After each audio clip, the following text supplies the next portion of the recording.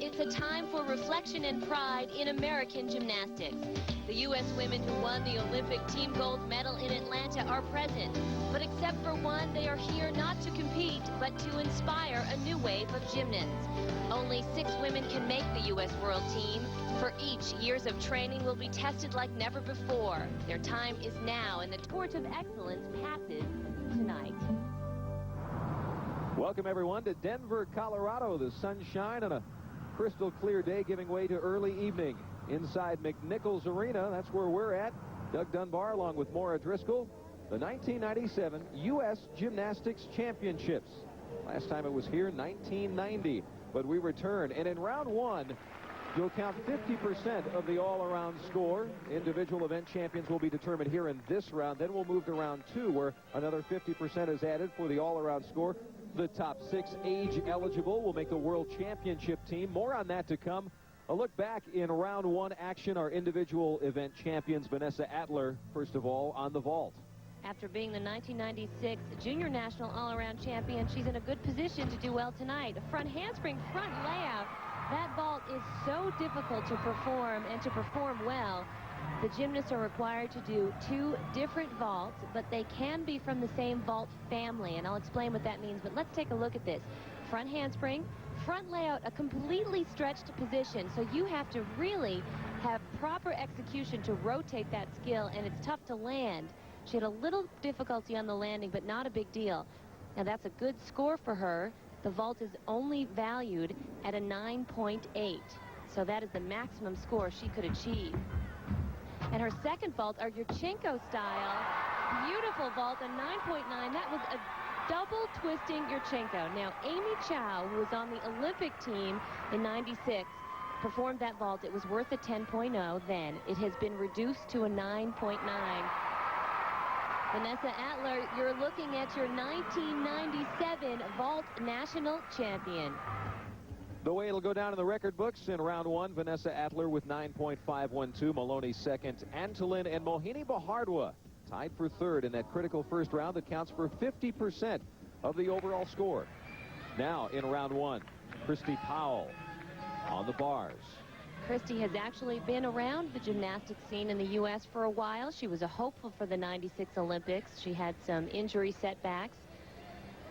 And also the first tier of athletes was so outstanding in '96 with, of course, Shannon Miller, Dominique Dawes, and Carrie Stroud.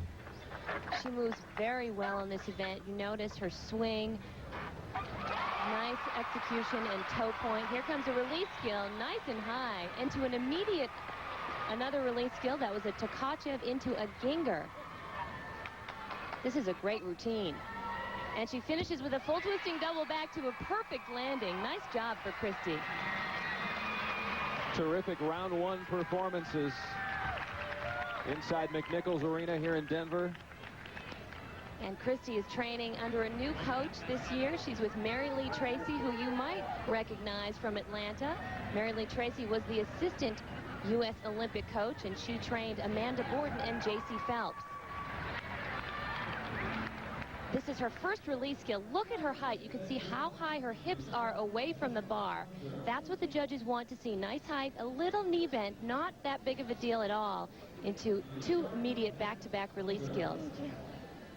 On the uneven bars, 9.550 for Christy Powell.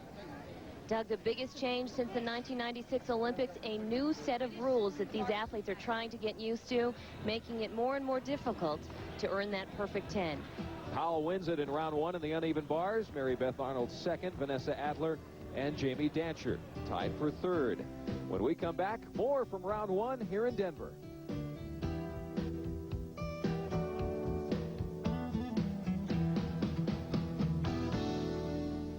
Welcome you back inside McNichols Arena, Denver, Colorado. Doug Dunbar and Maura Driscoll and Kendall Beck on the beam. This is round 1 action where we determine our individual event champions, and Kendall coming back from a knee injury. This only her second competition. And a big mount here, a layout onto the beam right on. Kendall trains at the Cypress Academy in Texas, which is a very hot club with several promising juniors and seniors in this competition. Big skill, back handspring, full twisting back somersault. Excellent.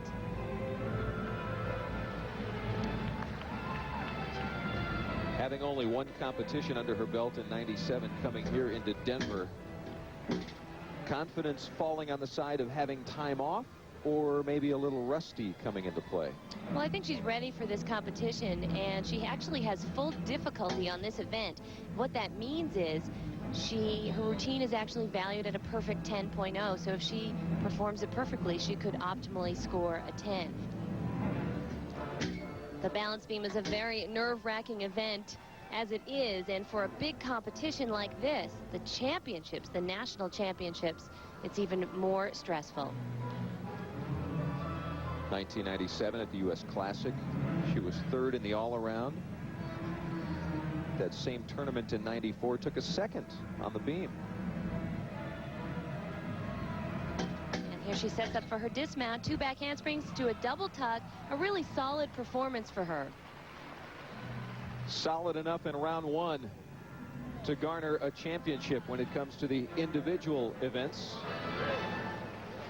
Take a look at this skill. It's a wolf jump into an immediate full twisting back handspring swing down. Now you can imagine the control that is required for that skill, because there's no room for error with just 4 inches of balance beam. 9.425 on the balance beam for Kendall Beck. She, in round 1, our event champion on the beam. Reagan Tomasek, a respectable second. Katie Dyson, third. Bowles and Maloney rounding out our top 5.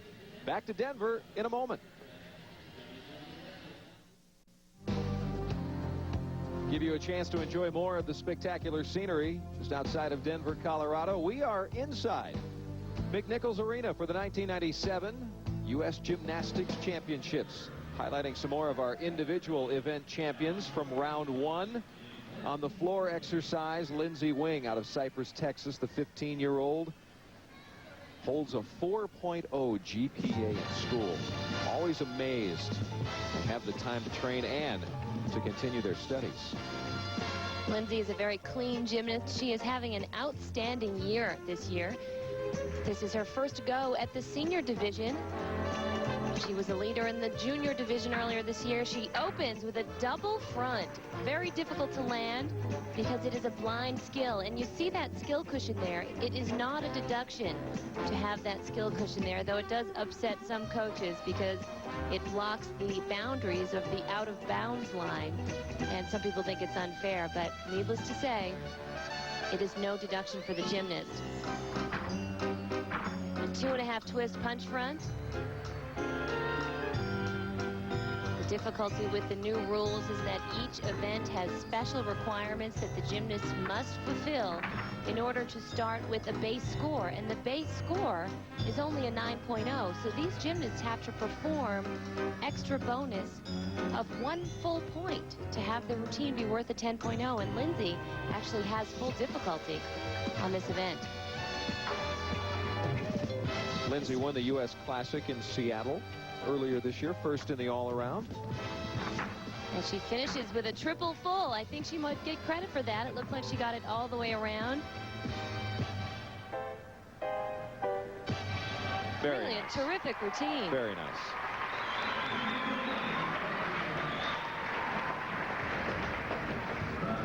Thousands of fans have shown up here inside McNichols to enjoy some of the best gymnasts in the world.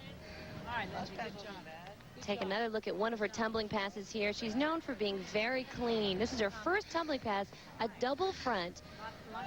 Whenever you're rotating forward, it's so tough to land because it's a completely blind skill, and she landed that extremely well.